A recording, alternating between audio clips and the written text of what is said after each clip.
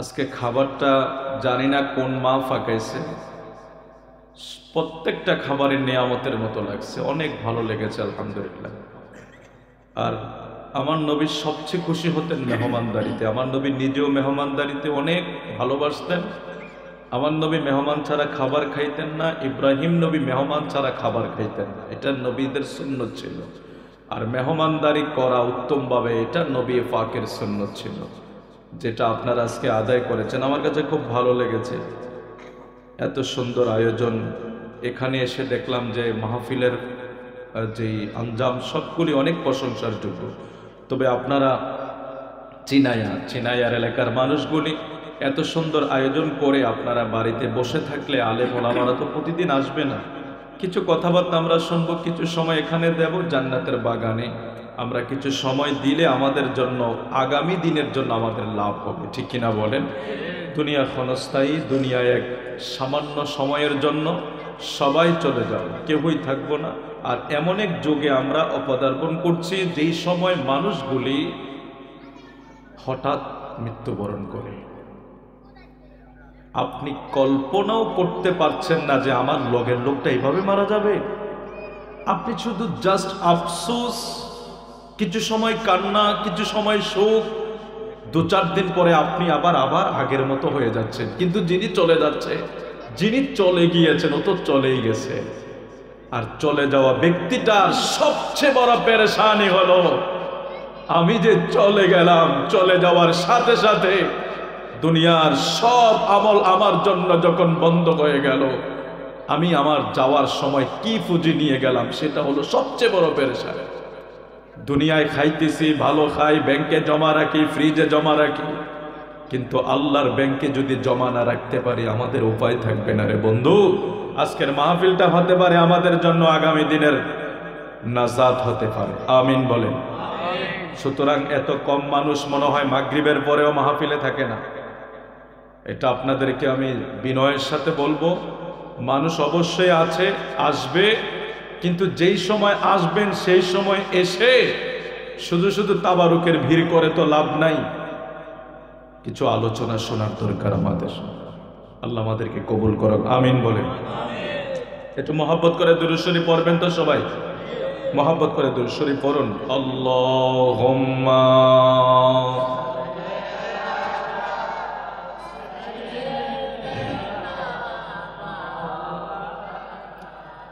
মুহাম্মদ ওয়া আলা আলিহি মাওলানা उनकी उम्मत में बनाया, उन्हें रहमत भेजा, उनकी उम्मत में बनाया, उन्हें रहमत भेजा।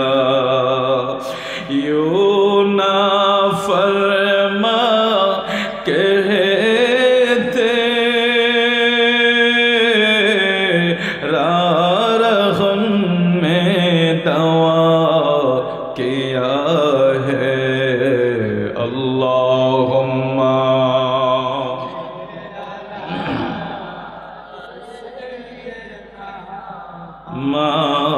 मौलाना मुहम्मद वाला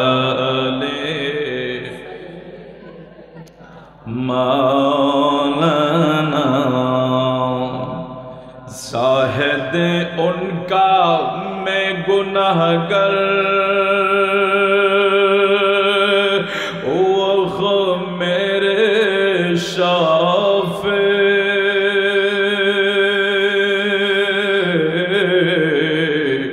इतनी निस्बत मुझे क्या कम, इतनी निस्बत मुझे क्या कम है, तो समझा क्या है। अल्लाहुम्मा জোরে জোরে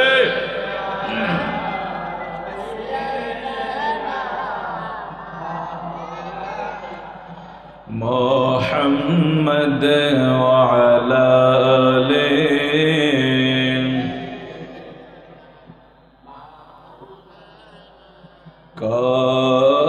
কাশ ফরিয়াদ মেরি সুন কে ফরমায়ে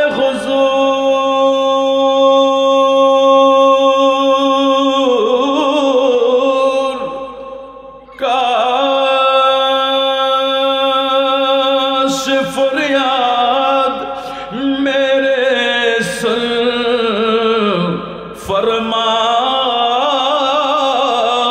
फरमाए हुजूर हाँ कोई देखो एक असर है गोगा क्या है अल्लाहुम्मा सल्ली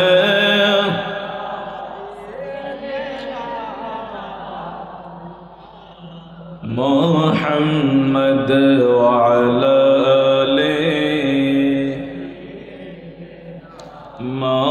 मौलाना उठा दो पर्दा दिखा दो चेहरा के नूर वाले जब में है उठा दो पर्दा देखा दो चेहरा के नूर बारी हिजाब में है ज़माना तारिक हो रहा है कि ज़माना तारिक हो रहा है कि हमारे कब से नकाब में उठा दो पर्दा देखा दो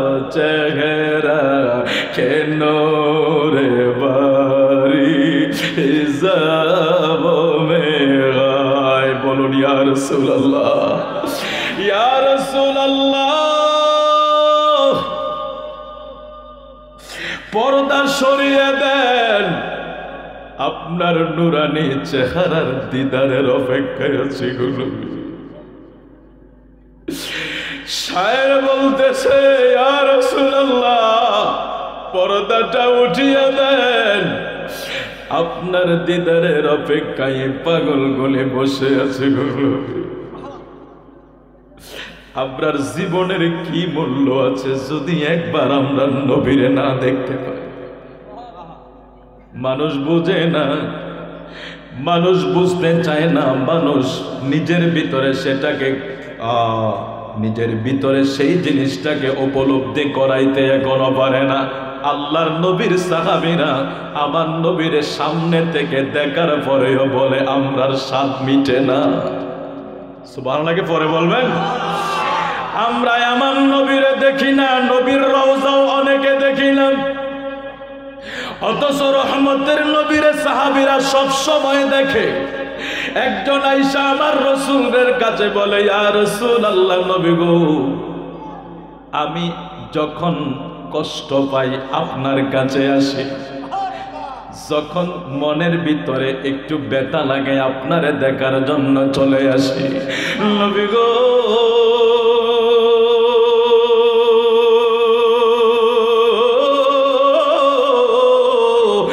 যখন আমার আপনারে দেখতে মন চায় আমি আপনারে দেখার জন্য আপনার দরবারে চলে আসি আপনার নুরানি চেহারায় আনোয়ারের দিকে আমি তাকাইয়া আমার কলিজাটারে ঠান্ডা করি নবী গো আমি আপনার কাছে একটা প্রশ্ন করে জানতে চাই হাসরের ময়দান তো হবে সকল মানুষের মরণ তো হবে আপনিও তো চলে যাবেন আমি আপনার সাহাবী আমিও তো চলে চলে যাব।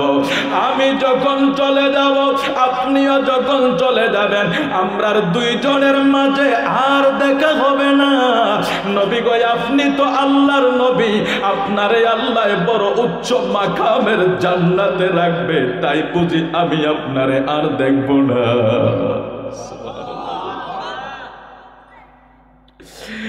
আমার নবীর সাহাবীরা নবীর সব সময় কাছ থেকে দেখা যদি এই অনুভূতি হয়, চিনায়ার পাগলেরা নবীর নাম শুনছে, দেখে না, কলিজা ঠান্ডা হয় যদি একবার ইয়া রাসূলুল্লাহ কইয়া ডাকতে। নবীরে দেখে না, এই মানুষগুলা যদি নবী দেখার আর্তনাদ করে, ওই নবীর দিদার ছাড়া কি মরণ হতে পারে রে বাবা? ঠিক কিনা বলেন? নবী দেখার আর্তনাদ যদি তোমরা আমরার অন্তরে থাকে, নবীর দিদার ছাড়া মরণ হবে না। স্বাদ মিটে না রওজা দেখে, রওজা দেখে, রওজা দেখে। কি উপমা দেব আমি আমার মুখে, কি উপমা দেব আমি আমার মুখে। স্বাদ মিটে না রওজা দেখে, রওজা দেখে। মদিনাতে যে গিয়েছে একটিবার, মদিনাতে যে গিয়েছে একটিবার, মনে চায় বারে বার যাইতে সেথায়। জোরে কোন আল্লাহু আকবার। একবার যারা রওজা আতহার দেখেছে তারা কখনো ভুলতে পারে না। তো বলছিলাম, শায়ের বলে, ইয়া রাসূলুল্লাহ, পর্দা উঠিয়ে দেন, আপনার দিদারে এই গুনাহগাররা যেন ধন্য হয়, সেই নবীজির দিদার আমাদের জন্য যাতে নসিব হয়ে যায়। জোরে বলে আমিন। সাহাবায়ে কেরাম যখন বলছে, হুজুর আমি কি আপনাকে দেখব না? বলছে হ্যাঁ। আল্লাহ সাথে সাথে আয়াত নাজিল করে দিলেন, ওমান ইউতিউল্লাহ ওয়ার রাসূল ফাউলাইকা মাআল্লাযিনা আনআমা আল্লাহু আলাইহিম মিনান নাবিয়্যিনা ওয়াস-সিদ্দীকিনা ওয়াশ-শুহাদা'i ওয়াস-সালিহিন ওয়া হাসুনা উলাইকা রাফীকা। যারা আল্লাহর রাসূলের আনুগত্য করে, ইতাআত করে, ওই সমস্ত ব্যক্তিগুলা নবীদের সাথে, সিদ্দিকদের সাথে, শহীদদের সাথে, অর্থাৎ যার সাথে যার মহব্বত, তার সাথে তার হাসর, তার সাথে তার জান্নাতের সঙ্গী। জোরে কোন সুবহানাল্লাহ। মালিক আমাদেরকে কবুল করুক। জোরে বলে আমিন।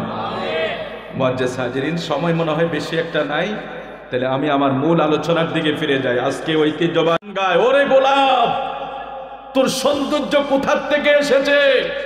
তোকে কেন সবাই নাকে লাগায়? তোকে কেন সবাই বুকে রাখে? কবি লিখতেছে, তুই নিশ্চয় আমার নবীর চরণ ধুলি পেয়েছিস। সুবহানাল্লাহ। এই জন্য আজকের যিনি মুফতি মোহাম্মদ মাহবুবুর রহমান সালেহী সাহেবের মিলাদ অনেক সুন্দর এবং জাদুমাখা কণ্ঠ, আপনারা শুনবেন ইনশাআল্লাহ।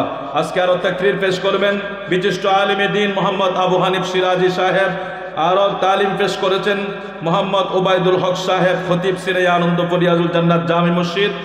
আলোচনা করে গিয়েছেন মিজানুর রহমান সাহেব সহ, মাহফিল পরিচালনা আছেন হাফেজ আবু কাউসার মিজানুর রহমান সহ, সৌজন্যে আরিফুল ইসলাম। আল্লাহ প্রত্যেকেরই কবুল করুক। উপস্থিত আমার অত্যন্ত প্রিয় ভাই বাবারা, পর্দার আলের মা ও বোনেরা, প্রত্যেকের প্রতি আমি সালাম আরজ করছি, আসসালামু আলাইকুম ওয়া রাহমাতুল্লাহ। মহান রব্বুল ইজ্জতের দরবারে অসংখ্য শুকর, যিনি আমাদেরকে আজকের জান্নাতের বাগানে আসার তৌফিক দিয়েছেন, বসার তৌফিক দিয়েছেন, কিছু আলোচনা শোনার সুযোগ দিয়েছেন। আওয়াজ করে বলি আলহামদুলিল্লাহ। লক্ষ কোটি দুরূদ সালাম ওই নবীজির উপর, যিনি আমাদের আকা আকা ইনামদার তাজেদারে মদিনা, হায়াতুন নবী, জিন্দা নবী, নূরুন আলা নূর নবী, নবী মুহাম্মদুর রাসূলুল্লাহ সাল্লাল্লাহু আলাইহি ওয়াসাল্লাম। কিছুক্ষণ সময় আমরা এখানে বসতে রাজি আছি তো, তবে আমার কেন জানি এত বড় প্যান্ডেল, এত বড় আয়োজন, আসলে এখন একটা রোগ আছে। রোগটা কি ভাই? যে ভাইরাল না হইলে আবার মানুষ আসতে চায় না। এটা কিয়ামতের একটা আলামত। আপনি মাহবুবুর রহমান সালেহী সাহেব যত বড় আলেম হোক না, ফেসবুকে আর ইউটিউবে ঢুইকা যদি ওনারে কিছু মানুষ ব্যাট না পায়, ব্যাট রেকর্ড পাইতে হবে, বা উনি খুব পরিচিত। আর আপনি দেখেন যারা ভাইরাল, এটা কিন্তু একটা কিয়ামতের আলামতের শব্দ, ভাইরাল। আর ভাইরালের নেশা, এই নেশায় কিন্তু অনেকে এমন কথাবার্তা ইউটিউব ফেসবুকে বলে যে উনি চায় যে উনি এইভাবে হোক। নজুবিল্লাহ বলবেন না? তো এখন আমরা পাবলিক যারা, আমরাও প্রয়োজনে 1 লক্ষ টাকা দেব, তারপরে ওই লোকের দরকার। কারণ যিনারা আয়োজন করে তিনারা চিন্তা করছে ওকে ছাড়া মানুষ তো আসবে না। এবার উনি আইসা ওয়াজ পারক আর না পারক, কিছু সময় তো মানুষে হাসাইতে পারবে বা মানুষ তাকে চিনে। এই যে একটা আমাদের ভিতর থেকে এগুলি নেচারটা দূরে সরাতে হবে। আলেমদেরকে ইজ্জত করতে হবে। আমরা আজকে আলেমদেরকে, যারা ভালো আলেম তাদেরকে মুনাজাতের জন্য রাখতে চাই না, যারা ভালো আলেম, এই জন্য আমরা আলেমদেরকে ইজ্জত করবো। আল্লাহ কবুল করো, জোরে বলে আমিন। আরেকটু জোরে বলে আমিন। 2টা আয়াতে কারিমা আমি 2 প্রসঙ্গে তারপরে চেষ্টা করবো আপনাদের খেদমতে অল্প সময় করে কিছু আলোচনা করার জন্য। আল্লাহ পবিত্র কোরআন শরীফে ঘোষণা করে, বিসমিল্লাহির রহমানির রহিম, ওয়া'বুদুল্লাহ ওয়া লা তুশরিকু বিহি শাইআন ওয়া বিল ওয়ালিদাইনি ইহসানা। আল্লাহ বলে, বান্দারে আমি আল্লাহর ইবাদত করো, আমি আল্লাহর বন্দেগী করো। লা তুশরিক বিল্লাহ, আমি আল্লাহর সাথে কোনো শরীক করিও না। জোরে কোন আল্লাহু আকবার। আল্লাহর মতো কেহই আছে? একটু কথা বলতে হবে তো। আপনারা মনে করেন না যে আমরা লা ইলাহা ইল্লাল্লাহ পড়ে ইমানদার হয়ে গেছি, না। আপনি লা ইলাহা ইল্লাল্লাহ পড়ছেন, আল্লাহ ছাড়া কোনো মাবুদ নাই বলছেন, তো ঠিক আছে, ওয়েলকাম। কিন্তু আপনি লা ইলাহা ইল্লাল্লাহ পড়ে যদি আপনি বলেন আল্লাহ আরশে বসে রয়েছে, এই ধরনের জঘন্য আকীদা আমাদের মতো ধাড়িওয়ালা টুপিওয়ালা পুরা বিশ্বে বিরাজ করতেছে, বলে আল্লাহ নাকি আরশে বসে রয়েছে। আপনাদেরকে এই প্রসঙ্গে একটা ইমানি কথা বলে যাই, শুনুন। আমাদের এক সিনিয়র ভাই, উনি মদিনা ইউনিভার্সিটিতে পড়তে যাবে, তো পরীক্ষা দিতে গিয়েছে। তো বাংলাদেশ থেকে যার অনুমোদন লাগে ওই দলের একজন বড় আলেম ওনার কাছে গিয়েছে ভাইবার জন্য। ওনার ভাইবার প্রথম প্রশ্ন হলো আল্লাহ কোথায় আছে, মানে আল্লাহ সম্পর্কে তোমার আকীদা কি? আমরা আল্লাহ সম্পর্কে আকীদা করি, আল্লাহকে কোনো স্থান পাত্র কোনো জায়গায় আল্লাহকে আবদ্ধ করি না। এটাই আল্লাহ পাকের শান। কারণ আরশ আল্লাহর সৃষ্টি না। আচ্ছা, ওইটা শেষ করে দে। ওটা হলো ওই লোক যখন এই আকীদা বলছে যে আল্লাহ তো সব জায়গায় আছে, সুতরাং আল্লাহকে তো আরশে আবদ্ধ করা যায় না, কারণ আরশ তো আল্লাহর সৃষ্টি। আরশ এটাও আল্লাহ পাকের সৃষ্টি। আল্লাহ এমন এক স্রষ্টা যিনাকে কোনো সৃষ্টি বেষ্টনী দিতে পারে না। আপনারা এই জায়গায় আমার একটা কথা খেয়াল করুন, এই সোফাটাতে আমি যখন বসছি, তার মানে সোফা আমাকে বেষ্টনী দিয়েছে, আর সোফা আমি বসার জন্য সোফার সাহায্য নিতে হয়েছে। এখন আমরা যদি আল্লাহর ব্যাপারে এই আকীদা পোষণ করি যে আল্লাহ আরশে বসেছে, তাহলে বোঝা গেল আল্লাহ আরশের সাহায্য নিয়েছে। নউজুবিল্লাহি মিন যালিক। আল্লাহ কি কোনো কিছু সাহায্য নেওয়ার বস্তু? আল্লাহ কি এমন যে আল্লাহ কোনো কিছু সাহায্য নিতে হবে? আল্লাহ কোনো কাজ, কোনো জায়গায় বসতে, কোনো জায়গায় যাইতে কোনো সৃষ্টি সাহায্য লাগবে? আল্লাহ বলে সকল সৃষ্টি আমার বেষ্টনীর ভিতরে। এটা হলো কুল হুয়াল্লাহু আহাদ আল্লাহুস সামাদ। যিনি সমাদ তিনি এমন একজন সমাদ, কোন সৃষ্টির মুখাপেক্ষে আল্লাহ না, সমস্ত সৃষ্টি আল্লাহর মুখাপেক্ষে। সুবহানাল্লাহ বলুন। এখন বলুন, আরশ কি আল্লাহর সৃষ্টি না? এখন আমরা যে আকীদা পোষণ করতেছি, এবং তারা বই লেখছে আল্লাহ বলে সিঁড়ি দিয়া বাইয়া বাইয়া আরশের উপরে উঠে। নাউযুবিল্লাহি মিন যালিক। এটা এই আকীদা যারা করে তারা কুফরি করে বেঈমান হয়ে যাবে। আল্লাহ ইলমান কুদরতান, আল্লাহ সমস্ত জায়গায় আল্লাহ পাকের বিরাজ আছে। এখন বিভিন্ন যুক্তি তর্ক দিবে, সেগুলির দিকে, যুক্তির দিকে যাবেন না। আল্লাহ স্রষ্টা, সৃষ্টির কোনো কিছুই স্রষ্টাকে আবদ্ধ করতে পারবে না। এবার চাই আরশ হোক, আর কুরসি হোক, আর কলম হোক, এগুলি সব আল্লাহর সৃষ্টি। সুতরাং স্রষ্টাকে কখনো সৃষ্টির গণ্ডির ভিতরে ঢুকানো যাবে না। এই আকীদা থেকে আমরা পরিষ্কার হয়ে যাব। আল্লাহ আল্লাহ আল্লাহ সমস্ত জায়গায় বিরাজমান। তো এই কথাটা এখানে কেন এসেছে? আল্লাহ বলছেন ওয়াবুদুল্লাহা ওয়ালা তুশরিকু বিহি শাইআ, বান্দারে আমি আল্লাহর ইবাদত কর, আমি আল্লাহর বন্দেগী কর। ওয়াবুদুল্লাহা, আমি আল্লাহর ইবাদত কর, লা তুশরিকু বিহি শাইআ, আমি আল্লাহর সাথে কোনো জিনিসের শরীক করবি না। আল্লাহর সাথে শরীক করা যায়? বলুন না বাবা। এটা আহলে সুন্নাত ওয়াল জামাতের আকীদা মজবুত আছে। আমরা আকাইদুল আল ইসলামিয়া, এ তো আমার ভাইয়েরা মনে পড়াশোনা তো করতেছেন অলরেডি, ফাজলে এই বইটা পড়ানো হয়। আল আকাইদুল ইসলামী একটা বই আছে, এইটা ফাজল ক্লাসে আছে। এই বইটার ভিতরে আকীদা কি জিনিস সব আছে, রাফিজি, খারিজি, শিয়া, মুতাজিলা সবগুলোর আকীদা দেওয়া আছে। কার আকীদা কি? আহলে সুন্নাত ওয়াল জামাতের আকীদা প্রসিদ্ধ। এটা আমার পেয়ারা হাবিব হাবিবি কিবরিয়া থেকে এটা গঠিত, এটা কোনো ব্যক্তির বানানো নয়। জোরে কোন আল্লাহু আকবার। তো আহলে সুন্নাত ওয়াল জামাতের আকীদা হলো আল্লাহ লা তুশরিক, আল্লাহর কোনো কি নাই, শরীক নাই, আল্লাহর কোনো মতন নাই, আল্লাহর কোনো দিক নাই। এখানে আরেকটা কথা, সৃষ্টির 6টা দিক আছে, উপর নিচ ডান বাম, এভাবে আমাদের 6টা দিক আছে। তো এই 6টা দিকের ভিতরে আমি যদি বলি আল্লাহ উপরে, তাহলে নিচে কে? যদি বলি আল্লাহ ডাইনে, তাহলে বামে কে? এই জন্য আল্লাহকে আরশে আবদ্ধ করা যায় না। আল্লাহ সর্বত্র বিরাজমান, ইলমান কুদরতান। আল্লাহ এমন এক স্রষ্টা, যদি কোথাও তাকে আবদ্ধ করা হয় এখানে কুফরি করা হবে, কারণ কোন সৃষ্টি আল্লাহকে ঘিরতে পারে না। আল্লাহ সৃষ্টিকে ঘিরে রেখেছে। ধরেন আমার এই 2 হাত এরকম, এটার ভিতরে সব কিছু আছে। আল্লাহ পাকের ইলমান কুদরতান, আল্লাহ স্রষ্টার সৃষ্টিটাকে আল্লাহ এমন ভাবে রেখেছে সব কিছু আল্লাহর বেষ্টনীর ভিতরে। এবার চাই আরশ হোক, চাই কুরসি হোক, জোরে কোন সুবহানাল্লাহ। তো আল্লাহ বলছেন বান্দা আমার ইবাদত কর, আমার সাথে কাউকে শরীক করবি না। লা তুশরিক বিল্লাহ, আল্লাহর সাথে কাউকে শরীক করা যাবে না। এখন সবচেয়ে বড় কথা, মজার বিষয়, আল্লাহর ইবাদত আল্লাহর সাথে শরীক করা যাবে না। সবচেয়ে বড় 2টা কর্ম বান্দা যখন করে, আল্লাহর শরীক থেকে বিরত দেখা, আল্লাহর ইবাদত করার পরে আল্লাহ আমাদেরকে কি সুন্দর একটা ডিগলার দিচ্ছে রে বান্দা। চিনায়ার জ্ঞানী গুণী সুশীল সমাজেরা আল্লাহ বলতেছেন ওয়াবিল ওয়ালিদাইনি ইহসানা, বান্দারে তোরা আমি আল্লাহর ইবাদতের পরে তোমার যেই মা বাবা আছে, মা বাবার সাথে ভালো আচরণ করিও। জোরে জোরে কোন সুবহানাল্লাহ। বন্ধু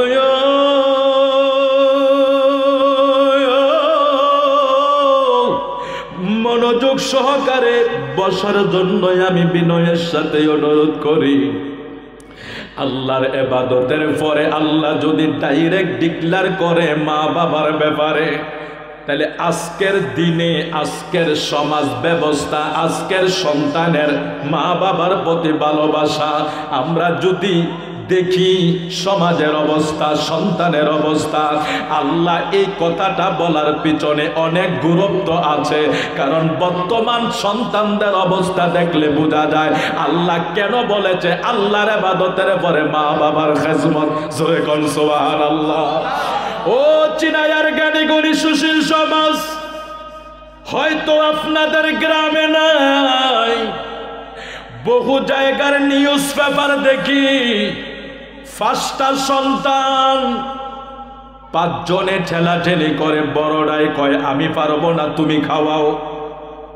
সবচেয়ে বড় কষ্টের বিষয় হইল যেই মা 10 মাস 10 দিন পেটে লইয়া একটা রাত্রের জন্য মা ঘুমাইতে পারে না, মা ঠিক মতো খাবার খাইতে পারে না। মা আপনারে আমারে পেটের ভিতরে লইয়া ফাঁকশাকের কাজ করছে, রান্নার কাজ করছে, আমার কাপড় চোপড় গুলা ধুইছে, সংসারের কাজ গোছাইছে। মা সবকিছু করার পরে সন্তান প্রসবের বেতন যন্ত্রণাটাও সহ্য করছে।